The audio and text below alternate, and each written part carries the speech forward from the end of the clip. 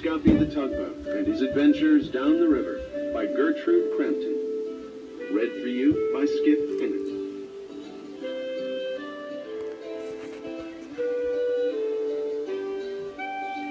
Scuffy was sad. Scuffy was cross.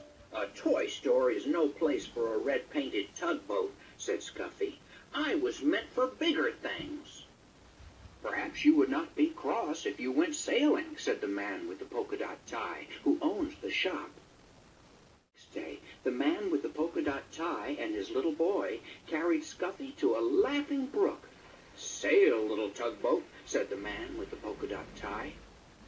It was spring, and the brook was full to the brim with its water, and the water moved in a hurry. Come back, little tugboat, come back, cried the little boy. Not I, tooted Scuffy, not I. This is the life for me. All that day, Scuffy sailed along with the brook. Cows came to the brook to drink. They stood in the cool water, and it was fun to sail around between their legs and bump softly into their noses. Night came, and with it the moon. Suddenly an owl called out, "Hoot, hoot!" "Toot, toot!" cried the frightened tugboat. When morning came, Scuffy was cross instead of frightened. I was meant for bigger things, he said. He was proud when he sailed past villages. People build villages at the edge of my river, said Scuffy, and he straightened his blue smokestack. He was proud when he sailed under the bridges. My river is so wide and so deep that people must build bridges to cross it. The river got deeper and deeper. The river moved faster and faster. I feel like a train instead of a tugboat, said Scuffy as he was hurried along. Water filled the brooks and rushed from there into the small rivers. Faster and faster it flowed to the great river where Scuffy sailed. There is too much water in this river, said Scuffy. On went the river to the sea. At last, Scuffy sailed into a big city. Here the river widened, and all about were docks and wharves. Oh, it was a busy place and a noisy place. Scuffy said, "Toot, toot," but nobody noticed. "Oh, oh," cried Scuffy when he saw the sea. "There is no beginning and there is no end to the sea. I wish I could find the man with the polka-dot tie and his little boy." Just as the little red-painted tugboat sailed past the last piece of land, a hand reached out and picked him up. And there was the man with the polka-dot tie, with his little boy beside him. Scuffy is home now with the man with the polka-dot tie and his little boy. He sails from one end of the bathtub to the other. This is the place for a red-painted tugboat, says Scuffy. And this is the life for me. We hope you have enjoyed this abridged production of Scuffy the Tugboat and His Adventures Down the River by Gertrude Crampton. Illustrations by Tibor Gergely. Production coordinator Aaron Blank. Text copyright 1946, 1955, renewed 1974-1983 by Random House Inc. Production copyright 2006, Random House Inc. All rights reserved.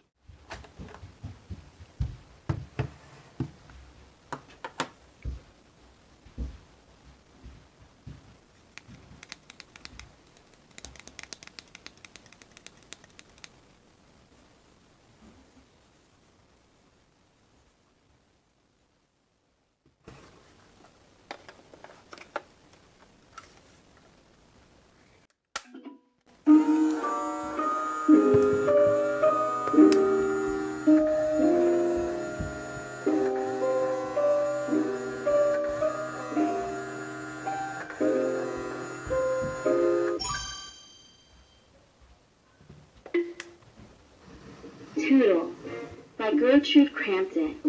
Read for you by Torian Brackett. Tootle by Gertrude Crampton. Read for you by Torian Brackett.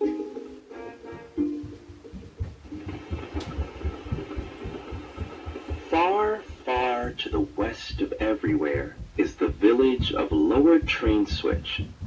Lower Train Switch has a fine school for engines. The head of the school is an old engineer named Bill. One day, a new locomotive named Tootle came to school.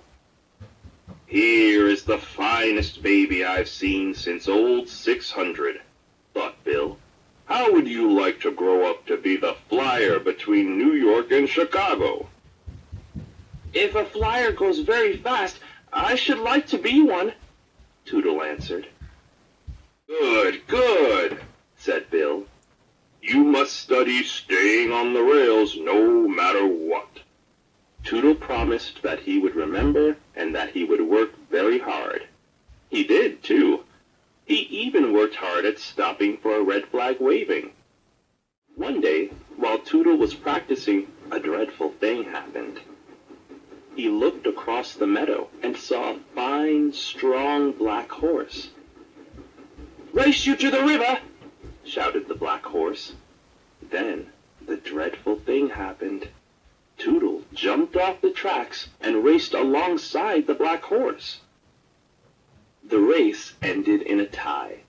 Tootle looked across the meadow. It was full of buttercups. "It's like a big yellow carpet. How I should like to play in them," thought Tootle. He bumped along the meadow to the yellow buttercups. "What fun!" said Tootle. And he danced around and around. That evening, while the chief oiler was playing checkers, he said, "I found grass between Tootle's front wheels today." Next day, Tootle played all day in the meadow. He watched a green frog and he made a daisy chain. That night, the first assistant oiler said he had found a daisy in Tootle's bell. Early one morning, Bill ran from one store to the next, buying 10 yards of this and 20 yards of that, and all you have of the other. By the time the sun came up, every villager had a red flag. Soon, Tootle came down the tracks. When he came to the meadow, he hopped off the tracks. A red flag poked up from the grass and waved hard. Tootle stopped. "I'll go another way," said Tootle. He turned to the left, and up came another. When he went to the right, there was another. There were red flags waving from the buttercups, in the daisies, under the trees, near the bluebird's nest, and even one behind the rain barrel. "Whenever I start, I have to stop. Why did I think this meadow was such a fine place? Why don't I ever see a green flag?" On the tracks stood Bill, and in his hand was a big green flag. "Oh!" said Tootle. He puffed up to Bill and stopped. "This is the place for me," said Tootle. "Hooray!" shouted the people of Lower Train Switch. "Hooray for Tootle the Flyer!" Now, Tootle is a famous 2 miles a minute flyer. The young locomotives listen to his advice. "Work hard," he tells them. "Always remember to stop for a red flag waving. But most of all, stay on the rails no matter what."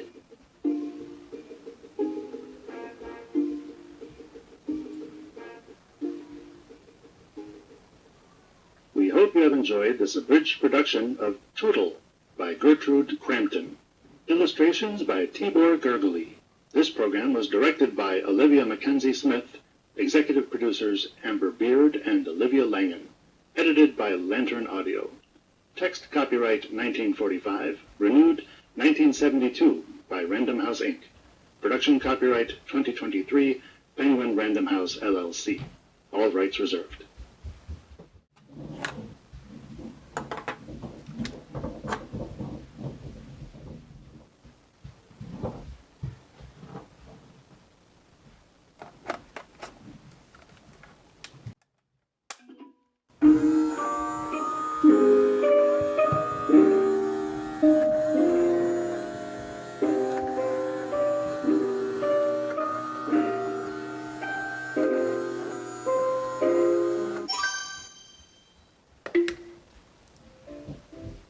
The Shy Little Kitten by Kathleen Scher. The Shy Little Kitten by Kathleen Scher. Read for you by Emily Marceau. Way up in the hayloft of an old red barn lived a mother cat and her new baby kittens. There were 5 bold and frisky little roly-poly black and white kittens, and 1 little striped kitten who was very, very shy. One day, the 5 bold little roly-poly black and white kittens and the 1 little roly-poly striped kitten who was very, very shy all sat down and washed their faces and paws with busy little red tongues. They smoothed down their soft baby fur and stroked their whiskers and followed their mother down the ladder from the hayloft. Jump, jump, jump.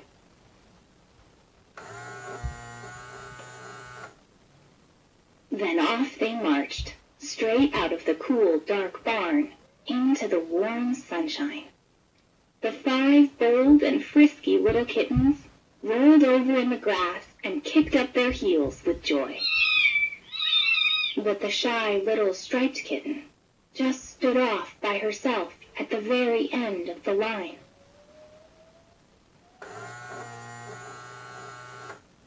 Then, pop!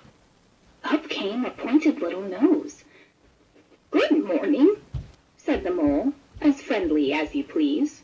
"Won't you come for a walk with me?" So the shy little kitten went walking with the chubby mole. Soon they met a speckled frog sitting near the pond. "My, what big eyes he has," whispered the shy little kitten. "My mouth is much bigger. Look." And the frog opened his great cave of a mouth. The mole and the kitten laughed and laughed until their sides ached. "I really should be getting back to my mother and the others," said the shy little kitten, "but I don't know where to find them." "I'll show you," said a strange voice, and out of the bushes bounded a shaggy black puppy. "Oh, thank you," said the shy little kitten. "Goodbye, Mole." So off they went together, the shy kitten and the shaggy puppy dog. But the shaggy puppy stopped to bark, woof, woof, at a red squirrel in a tree. He was full of mischief. "Cheep, cheep, cheep," the squirrel chattered back. "Wow, wow, wow," barked the mischievous puppy, and off they went toward the farm. "Here we are," said the shaggy puppy dog. In the middle of the farmyard was the mother cat, with her 5 bold and frisky little black and white kittens. In a flash, the mother cat was beside her shy kitten, licking her all over with a warm red tongue. "Where have you been?" she cried. "We're all ready to start on a picnic." There were seeds for the chickens, water bugs for the ducks, and carrots and cabbages for the rabbits. There were flies for the frog, and there was a trough of mash for the pig. After they had finished eating, everyone was just beginning to feel comfortable and drowsy, when suddenly the frog jumped straight into the air, eyes almost popping out of his head. "Help! Run!" he cried. The frog made a leap for the brook. Everyone scrambled after him and tumbled into the water. "Bee!" groaned the frog. "I bit a bee!" Then they saw that one side of his mouth was puffed up like a green balloon. Everybody laughed. They couldn't help it. Even the frog laughed. They all looked so funny as they climbed out of the brook. The shy little kitten stood off to one side. She felt so good that she turned a backward somersault right there in the long meadow grass. "This is the best day ever," said the shy little kitten.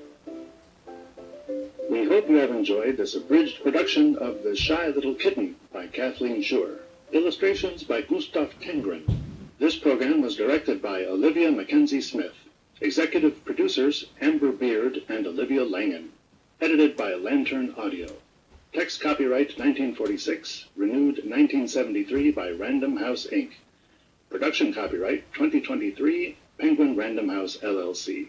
All rights reserved.